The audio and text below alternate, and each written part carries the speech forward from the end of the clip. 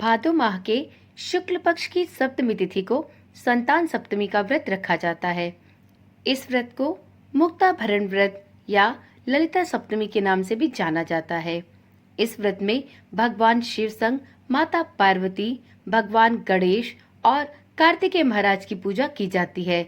इस तरह से इस दिन शिव परिवार के समस्त जनों की पूजा बड़े ही विधि विधान से की जाती है। संतान प्राप्ति की प्रबल इच्छा रखने वाले दंपति इस व्रत को संपूर्ण विधि विधान के साथ करते हैं और जो भी माताएं अपने संतान के उत्तम स्वास्थ्य, दीर्घायु और उन्नति की कामना करती हैं, वह भी संतान सप्तमी का यह व्रत पूरी निष्ठा के साथ करती हैं। इस व्रत को करने वाली सभी महिलाओं या फिर सभी दंपतियों को इस दिन शिव परिवार की पूजा के साथ संतान सप्तमी व्रत कथा का श्रवण भी अवश्य करना चाहिए। इस व्रत में मध्याह्न काल में भगवान शिव संग माता पार्वती और समस्त शिव परिवार की पूजा अर्चना की जाती है। तो जब आप संतान सप्तमी का व्रत रखें और मध्याह्न काल में भगवान शिव संग माता पार्वती और समस्त शिव परिवार की पूजा अर्चना करें, तो उस समय संतान सप्तमी की यह पवित्र और पावनदायिनी कथा भी अवश्य सुने। इस कथा को सुने बिना आपका यह व्रत निष्फल हो जाएगा। ओम नमः शिवाय। जय श्री कृष्णा। आप सभी का सनातन धर्मसार चैनल पर बहुत बहुत स्वागत है। मित्रों, आज की वीडियो में हम संतान सप्तमी व्रत कथा का श्रवण करेंगे। तो चलिए भगवान शिव, माता पार्वती और गणेश कार्तिकेय महाराज का हृदय से मनन करते हुए इस पावन कथा का श्रवण करते हैं। एक बार श्री कृष्ण ने युधिष्ठिर को बताया कि किसी समय मथुरा में लोमश ऋषि आए थे। मेरे माता पिता देवकी तथा वसुदेव ने भक्ति पूर्वक उनकी सेवा की, तो ऋषि ने उन्हें कंस द्वारा मारे गए पुत्रों के शोक से उबरने के लिए यह आदेश दिया कि हे देवकी, कंस ने तुम्हारे कई पुत्रों को पैदा होते ही मार दिया और तुम्हें पुत्र शोक से व्याकुल कर दिया। इस दुख से यदि तुम मुक्त होना चाहती हो तो तुम्हें संतान सप्तमी का व्रत अवश्य करना चाहिए। संतान सप्तमी का व्रत प्रत्येक वर्ष भाद्रपद माह के शुक्ल पक्ष की सप्तमी तिथि को रखा जाता है। राजा नहुष की रानी चंद्रमुखी ने भी यह व्रत किया था, तब उसके भी पुत्र नहीं मरे। यह व्रत तुम्हें भी पुत्र शोक से मुक्त करेगा।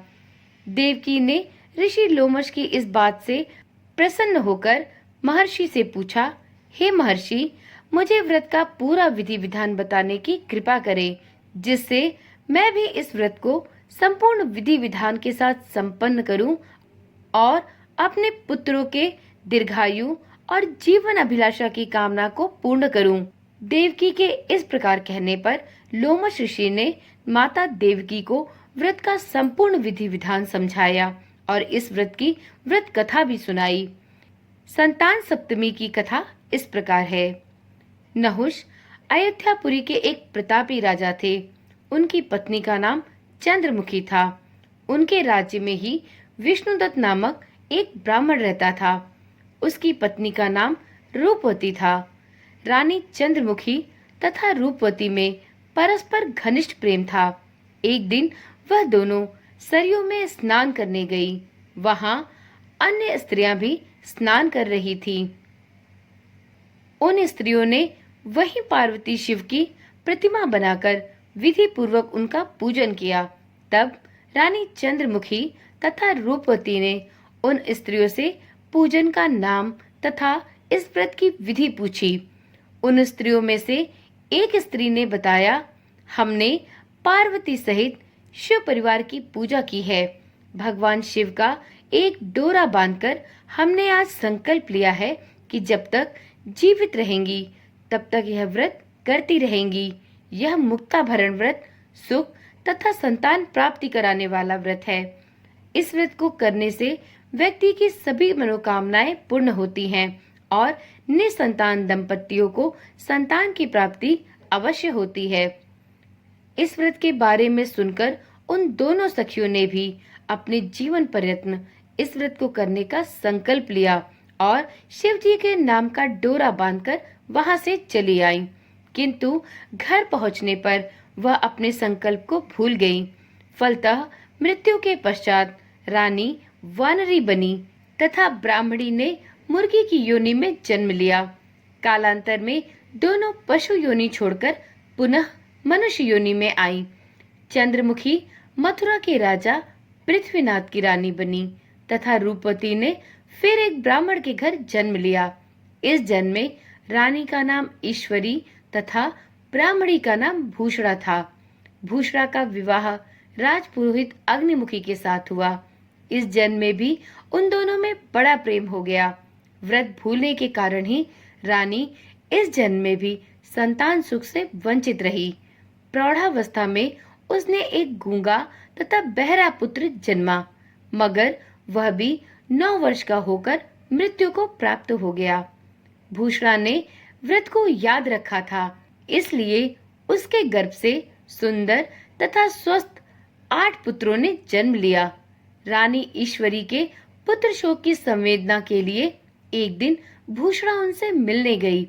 उसे देखते ही रानी के मन में डाह पैदा हो गई।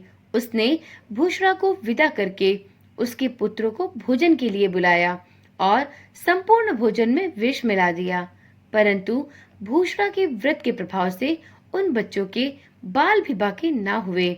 इससे ईश्वरी को और भी अधिक क्रोध आया।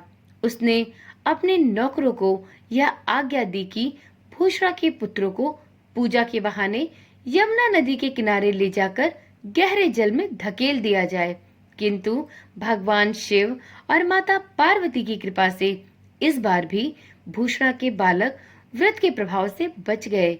परिणामतः रानी ने जल्लादों को बुलाकर यह आज्ञा दी कि ब्राह्मण बालकों को वध स्थल पर ले जाकर उन्हें मार डाला जाए, किंतु जल्लादों द्वारा बेहद प्रयास किए जाने पर भी उसके बालक न मर सके। यह समाचार सुनकर रानी को घोर आश्चर्य हुआ। उसने सोचा कि मैंने इतने सारे जतन कर लिए, फिर भी मैं उसके पुत्रों को क्यों नहीं मार सकी। उसने भूषणा को बुलाकर अब सारी बात बताई और फिर उससे क्षमा याचना करते हुए पूछा, सखी, तुम्हारे किस पुण्य प्रताप से तुम्हारे बच्चे जीवित रह गए। इस पर भूषणा बोली, रानी, क्या आपको पूर्व जन्म की बात स्मरण नहीं है। रानी ने आश्चर्य से कहा, नहीं, मुझे तो कुछ भी याद नहीं है।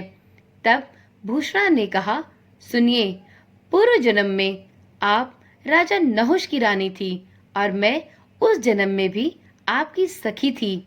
हम दोनों ने एक बार भगवान शिव का डोरा बांधकर यह संकल्प लिया था कि जीवन पर्यंत संतान सप्तमी का व्रत किया करेंगी, किंतु दुर्भाग्यवश हम दोनों ही इस व्रत को करना भूल गईं और व्रत की अवहेलना होने के कारण विभिन्न योनियों में जन्म लेती रहीं और अब हम दोनों को ही फिर से मनुष्य योनि प्राप्त हुई है और मुझे उस व्रत की याद हो आई है।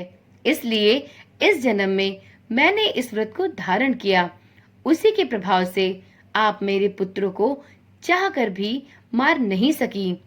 यह सब सुनकर रानी ईश्वरी ने भी विधि पूर्वक संतान सुख देने वाला यह मुक्ताभरण व्रत संपूर्ण विधि विधान के साथ धारण किया। तब संतान सप्तमी व्रत के प्रभाव से रानी पुनः गर्भवती हुई और उसने एक सुंदर और स्वस्थ बालक को जन्म दिया।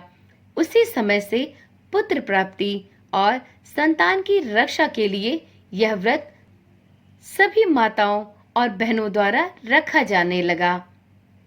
हे भोलेनाथ, हे माता पार्वती, जिस प्रकार से आपने रानी और ब्राह्मणी के संतानों की रक्षा की, उन्हें दीर्घायु का आशीर्वाद दिया, उसी प्रकार से इस व्रत को धारण करने वाली सभी माताओं और बहनों की गोद भरी रखना और जिनके पुत्र और पुत्रियां हैं उनको उत्तम स्वास्थ्य और लंबी आयु प्रदान करना। तो एक बार प्रेम से बोलिए, उमापति भोलेनाथ की जय, माता पार्वती की जय, कार्तिकेय महाराज की जय, गणेश भगवान की जय। तो चलिए वीडियो में अब जानते हैं संतान सप्तमी व्रत की पूजा विधि। यह व्रत पुत्र प्राप्ति, पुत्र रक्षा तथा पुत्र अभ्युदय के लिए भाद्रपद के शुक्ल पक्ष की सप्तमी को किया जाता है। इस व्रत का विधान मध्याह्न काल तक रहता है। इस दिन जाम्बवती के साथ श्याम सुंदर तथा उनके बच्चे सांब की पूजा भी की जाती है। माताएं पार्वती का पूजन करके पुत्र प्राप्ति तथा उसके अभ्युदय का वरदान मांगती हैं। इस व्रत को मुक्ताभरण व्रत भी कहते हैं। इस व्रत को करने की विधि बहुत ही सरल और सुलभ है। आप इस दिन प्रातः स्नान आदि से निवृत्त होकर स्वच्छ वस्त्र धारण करें।